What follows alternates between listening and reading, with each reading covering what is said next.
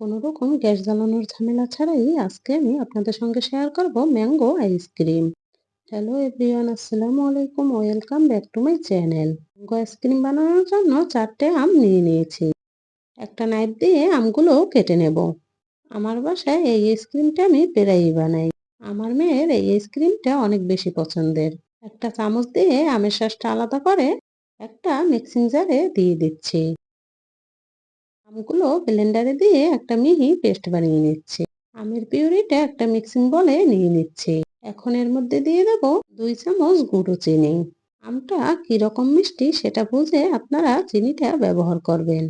এখন এর মধ্যে দিয়ে দিচ্ছি 2 চামচ গুঁড়ো দুধ। এবার সবকিছু একসাথে ভালোভাবে নাড়িয়ে চাড়িয়ে মিশিয়ে নেব।